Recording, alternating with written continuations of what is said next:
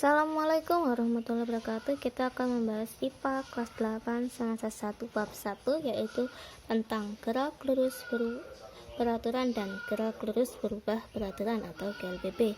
Nah, di sini apa sih gerak lurus beraturan itu? Di sini ya ada tulisannya.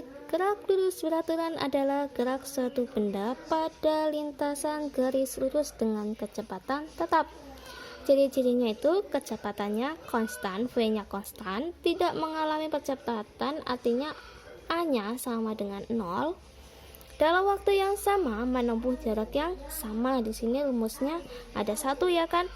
S sama dengan kecepatan dikalikan waktu S sama dengan V kali T, atau bisa kamu buat dengan segitiga seperti ini. Misalnya kalau disuruh mencari jaraknya, tinggal V kali T. Kalau kamu mencari kecepatannya, ya sudah, tinggal S dibagi dengan T.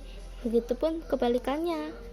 Oke, di sini kita akan membaca grafik hubungan antara kecepatan dengan waktu pada garis gerak lurus beraturan ya. Di sini kalau ada jarak dengan waktu, dia garisnya ke atas lurus. Maksudnya adalah membacanya gini: jarak akan selalu bertambah dalam selang waktu yang tertentu. Maksudnya jaraknya selalu bertambah secara sama dalam waktu tertentu.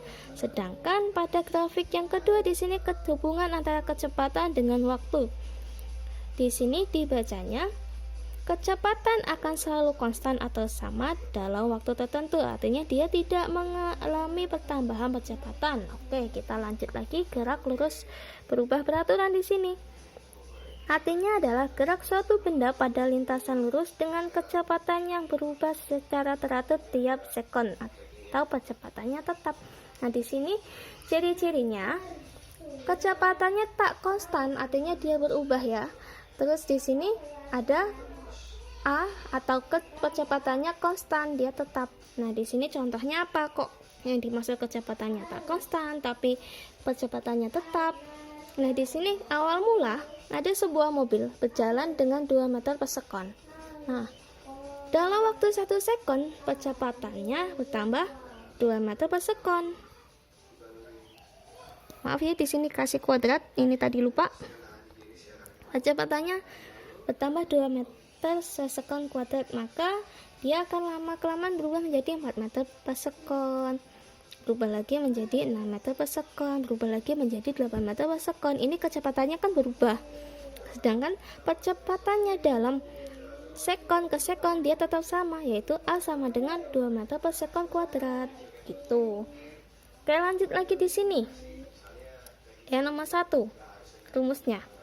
VT itu artinya kecepatan akhir. Kecepatan akhir sama dengan kecepatan awal plus minus kecepatan dikalikan waktu A dikali T. Di sini kenapa kok plus minus ini sebenarnya tanda bahwa dia itu dipercepat atau diperlambat. Kalau dipercepat tandanya positif, kalau diperlambat tandanya negatif. Lanjut lagi ke nomor 2, rumus nomor 2. VT kuadrat sama dengan V0 kuadrat plus minus 2 kali A kalikan S.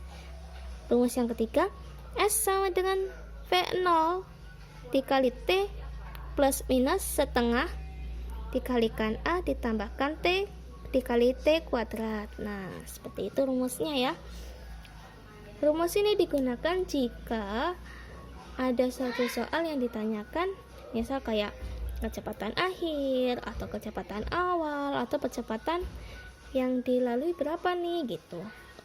Oke, kita akan lanjut lagi membaca grafik di sini. GLBBD percepat. Di sini V itu artinya kecepatannya meter per sekon, hubungan antara kecepatan dengan waktu. Kalau tadi di sini kan ada jarak dengan waktu, kecepatan dengan waktu. Di sini cuma ada grafiknya kecepatan dengan waktu, kecepatan dengan waktu juga.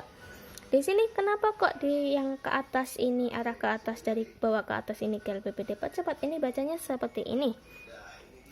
Kecepatan semakin bertambah dalam selang waktu tertentu karena ada penyebabnya percepatan yang mempengaruhinya. Di sini dia semakin naik karena kecepatannya bertambah, maka di sini adalah GLBB-nya dipercepat. Sedangkan ini disebut GLBB diperlambat karena kecepatannya berubah menjadi kecil atau menurun dalam selang waktu tertentu karena kecepatannya berkurang. Seperti itu.